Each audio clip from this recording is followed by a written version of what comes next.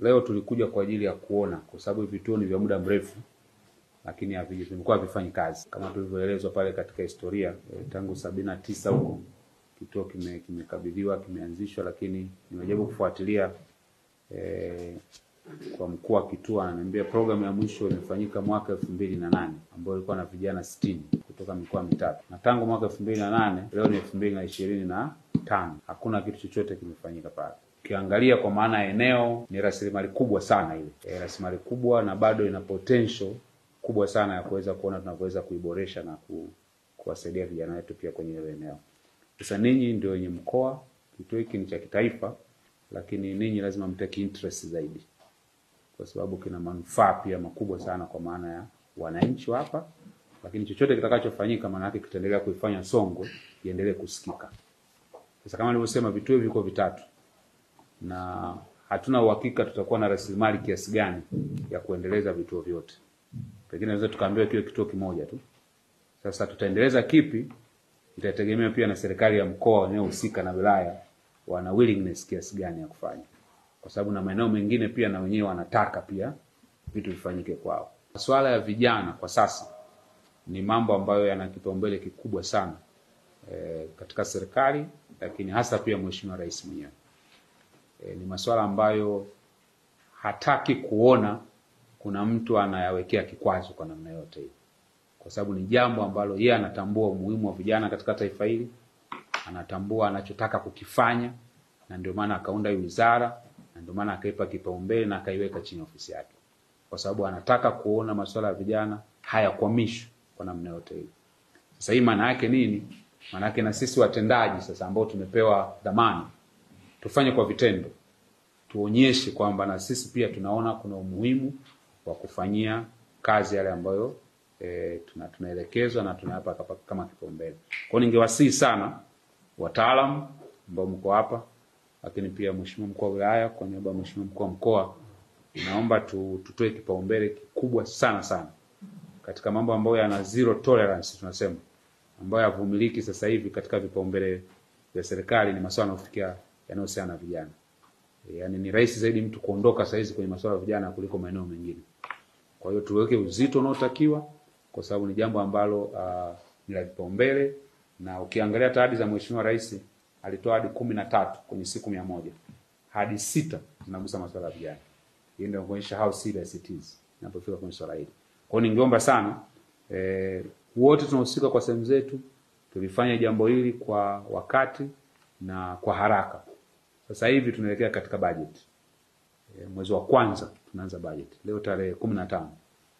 Kwa hiyo baada ya tarehe 15 kuisha tunazungumzia tunaanza mchakato wa budget. Kama haya mambo tutakuwa tujafanyia kazi, ina maana tutakuwa tunakosa input za kuingiza kwenye budget pia.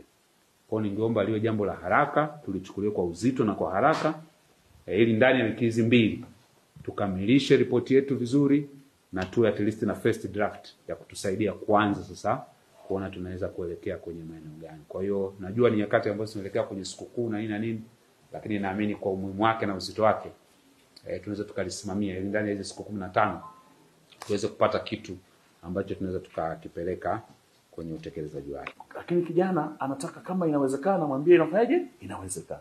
Haiwezekani, haiwezekani. Kwa hiyo kasi katika utendaji wetu kazi ndio falsafa ambayo Mheshimiwa Waziri amekuwa kinadi, na nafikiri ni vizuri pia mimi mkaifahamu hili. Lakini la pili ni kufikika. Kufikika. Kwa tulipopita huko, Mheshimiwa Waziri amesikiliza kuona vijana walio wengi taarifa tu za kawaida hawana. Na viongozi wengi tumepewa nafasi, lakini tupo na zile taarifa. Kwa hiyo wananchi, kinachotokea ni kwamba wanaona kwamba wale ni wa serikali na sisi ni wananchi. Kwa sababu sisi wa serikali tutakwenda kutoka nyumbani, tutakwenda ofisini, na tutatoka ofisini tutakwenda nyumbani. Hayo yanakuwa ndio maisha yetu ya kawaida. Kwa hiyo vijana wengi hawafiki, yani hamuwafikii. Kwa hiyo alianzisha hili la kufikika, na anasema yeye mwenyewe anafika katika maeneo husika. Na kote alikopita alitoa maelekezo kwamba viongozi, twendeni tuwafikie vijana mahali walipo. ili muweze kuyajenga. Wizara lazima itumie teknolojia, kwa sababu sasa hivi maisha yote ndio yako huko kwenye nini? Kwenye teknolojia. Sasa teknolojia hii haishi tu kwamba vijana wengi tunaweza tumewafikia, wako kwenye TikTok, wako kwenye Facebook, wako kwenye X, wako kwenye Twitter, wako wapi? Huko lazima tuwafikie. Kwa hiyo teknolojia ni muhimu vijana wa kuelewa, kwa sababu maisha yao ndio yako huko. Lakini sasa kwa teknolojia hili, Mheshimiwa Waziri anasema wizara itaenda mbali zaidi, itatengeneza mfumo wa kuweza kuwaunganisha vijana nchi nzima. Na kijana kama amesumbuliwa mara 2 mara 3, hapewe huduma, hapewe, aweze kumfikia Mheshimiwa Waziri moja kwa moja kwa kutumia simu yake. Yaani kwenye simu kijana ataingia pale kwamba bwana, nimeenda ofisi fulani, nimeambia hivi, nazungushwa, nafanya hiki, nafanya hivi. Anaweza akaiaccess wizara moja kwa moja. Tunaishukuru serikali na yeye mwenyewe waziri wetu kwa kututembelea. Kwa kweli tuko nyuma yake. Kiwa ameweza kufika kwenye kituo chetu na kujionea fursa zilizoko pale, miundombinu, mito ya maji iliyoko pale na ahadi zake alizotuahidi, tunaamini kwamba kituo chetu cha maendeleo ya vijana kinakwenda kufufuka na vijana wetu wa nchi hii ya Tanzania watakwenda kupata fursa kubwa na mafunzo makubwa ambayo yatasaidia katika kujiajiri na kufanya maendeleo ya uanzishwaji viwanda vidogo vidogo kutokana na kile watakachokuwa wamejifunza mahali pale. Nashukuru Mungu kwamba wewe umesema hiki kituo kimetelekezwa. Kwa kuwa kimetelekezwa na umekuja kijana, na tuna imani tumekuona kwenye mitandao jinsi unavyozungumza na vijana, lengo lako na nia ya dhati kwamba unataka kuwanufaisha vijana ili waendelee kuipenda nchi yao.